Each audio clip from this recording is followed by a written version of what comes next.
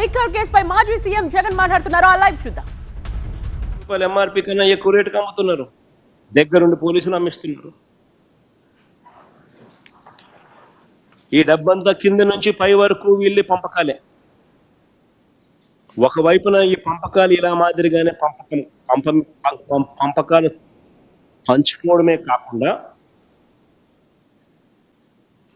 ఏ liquor company డిస్ట్రిబ్యూటర్కి మేలు చేయాలనో వారికి వీరే ప్రైవేట్ లిక్కర్ షాపుల సైన్యంతో వీళ్ళు ఇండెంట్ ప్లేస్ చేస్తారు.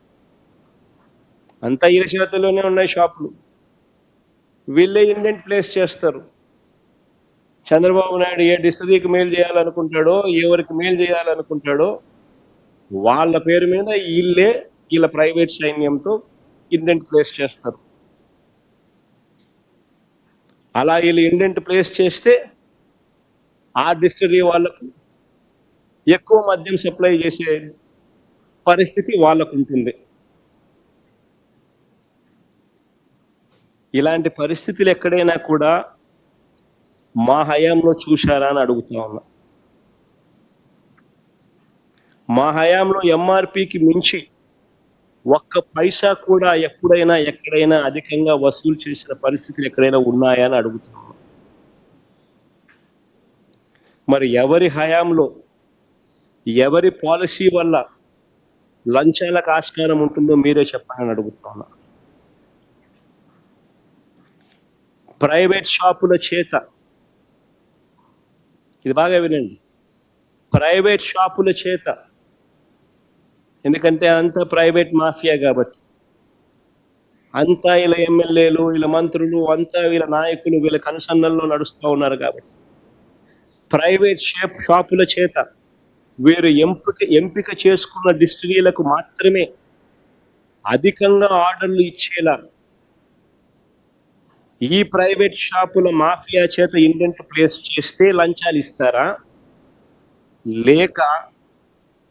లేక మన హయాంలో చెప్తున్నా, లేక ప్రతి బాటిల్ పై క్యూఆర్ కోడ్ పెట్టి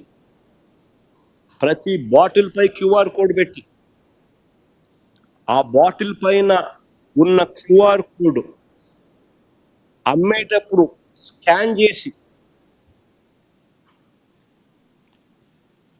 డైనమిక్గా ఆటోమేటిక్ అప్లోడింగ్,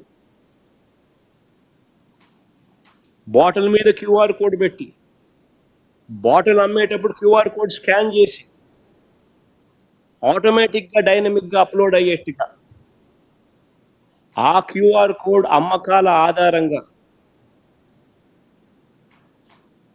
ఎవరికి ఎంత అమ్ముడుపోతే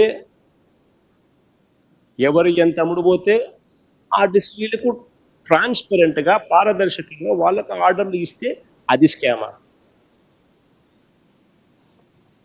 ఆలోచన చేయమని అడుగుతా ఉన్నా నేను. చంద్రబాబు నాయుడు గారి హయాంలో ఈ పారదర్శకత లేకపోవడం వల్ల ప్రైవేట్ షాపుల మాఫియాతో ఆయనకు సంబంధించిన, ఆయన ఎవరికైతే మేలు చేయాలనుకుంటాడో, ఎవరి వల్ల లాభపడాలనుకుంటాడో వాళ్ళకు మాత్రమే ఆర్డర్లు ప్రైవేట్ షాపుల ద్వారా ఇండెంట్ ప్లేస్ చేయడం వల్ల 2014 నుంచి 19 మధ్యలో చంద్రబాబు నాయుడు గారి హయాంలో 5 డిస్టిలరీలు ఏకంగా 69% మద్యం తయారీ ఆర్డర్లు ఇచ్చాయి. Between 2015 and 19, 5 distilleries alone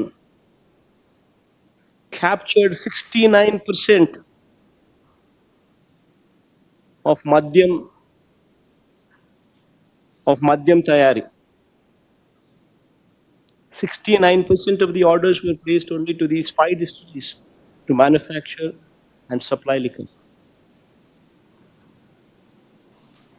ఏది స్కామ్ అని అడుగుతా ఉన్నా నేను. ఇంకొక ప్రశ్న కూడా అడుగుతా ఉన్నా. ఇప్పుడు ఉన్న 20 డిస్టిలరీల్లో 14 డిస్టిలరీలు,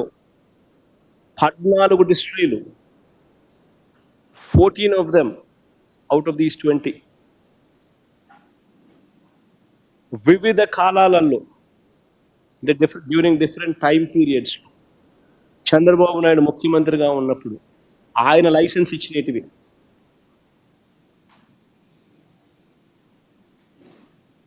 మిగిలిన 6 కూడా వైఎస్ఆర్సీపీ ప్రభుత్వం లైసెన్స్ ఇచ్చినటివి కాదు, వేరియస్ అదర్ గవర్నమెంట్స్ ఎప్పుడెప్పుడో ఇచ్చినటివే తప్ప వైఎస్ఆర్సీపీ గవర్నమెంట్ ఒక్కటంటే ఒక్క డిస్టిలరీ లైసెన్స్ కూడా ఇవ్వాల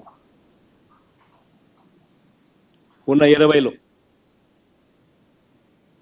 ఇంకొక విషయం, ఆ 20 డిస్టిలరీలను ఎంపానల్ చేసింది ఎవరు?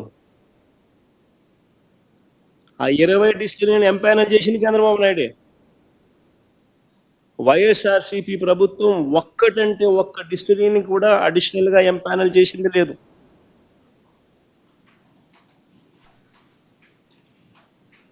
మరి వీళ్ళు ఎవరికి సన్నిహితులు? మరి వీళ్ళు ఎవరికి లంచాలు ఇస్తారు?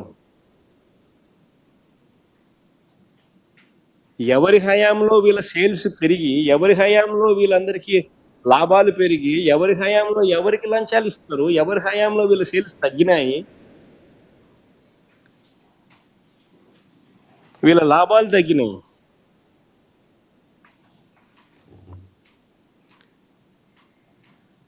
చివరకు చంద్రబాబు అండ్ కో 2022లో మా ప్రభుత్వంలో 2022లో ఈ చంద్రబాబు అండ్ ఈ కో కంపెనీస్ కాంపిటీషన్ కమిషన్ ఆఫ్ ఇండియాలో కేసు వేసింది. సిసిఐలో, కాంపిటీషన్ కమిషన్ ఆఫ్ ఇండియాలో. ఈ ఆర్డర్ను జాగ్రత్తగా పరిశీలించాలని మీ అందరినీ కూడా కోరుతాను. ఈ పిటిషన్లో వేసిన అంశాలన్నీ కూడా టీడీపీ వాళ్ళు అప్పుడు ఇప్పుడు చేస్తున్న అభియోగాలే. అందుకనే ఇది జాగ్రత్తగా అందరూ కూడా చూడమని చెప్పి కోరుతా ఉన్నాం. Because competition commission of India is a quasi judicial body. It is governed by a judge. It's a quasi judicial body.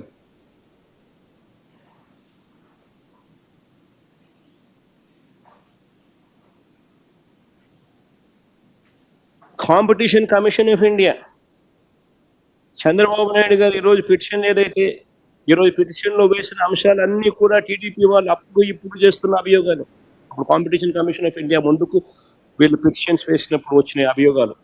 ఆ అభియోగాలు ఏమిటి అని అంటే, కొన్ని బ్రాండ్లను ఉద్దేశపూర్వకంగా తొక్కిపెట్టారని, సప్లై ఆర్డర్లలో వివక్ష చూపించారని ఆ పిటిషన్లో వాళ్ళు ఆరోపించారు. కానీ competition commission of India September 19, 2022 ఈ అభియోగాలన్నింటిపై విచారణ చేసి, ఈ అభియోగాలన్నింటిపై సుదీర్ఘమైన విచారణ చేసి 2019 సెప్టెంబర్ 19, 2022 సుదీర్ఘమైన విచారణ చేసి ఈ అభియోగాలపై అన్నిటిపై సుదీర్ఘమైన విచారణ చేసి సంబంధించిన అన్ని రికార్డులను చూసి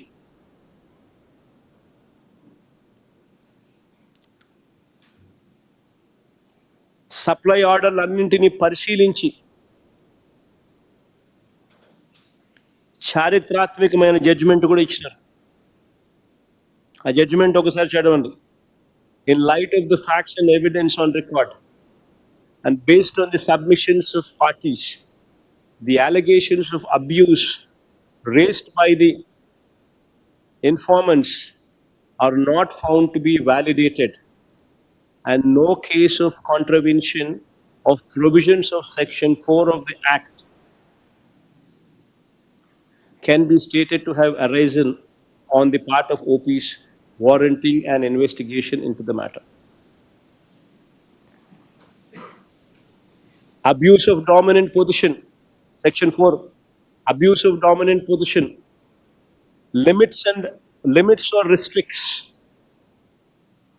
include indulgence in practice or practices resulting in denial of market access in any manner. Clear cut ga CCI ఇచ్చిన తీర్పు రాష్ట్ర ప్రభుత్వం అమలు చేస్తున్న మద్యం విధానం పూర్తిగా సహేతుకంగా ఉందని, ప్రభుత్వం అనుసరించిన విధానం వల్ల మద్యం అమ్మకాలు తగ్గాయని, అన్ని కంపెనీల మద్యం బ్రాండ్లు కొంటున్నారని, వాటికి సంబంధించిన చెల్లింపులు కూడా సకాలంలో చేస్తున్నారని తీర్పిచ్చింది. సిసిఐ ఇచ్చిన తీర్పులో పారా 85, 90, 95, 96, 97, 98 అండ్ 101 పారాల్లో ఈ మొత్తం వివరాలన్నీ కూడా ఉంటాయి. ఈ సిసిఐ జడ్జ్మెంట్ కాపీ కూడా ఈరోజు ఈ మీటింగ్ అయిపోయే లోపల మీ అందరికీ కూడా it will be put up in public domain also.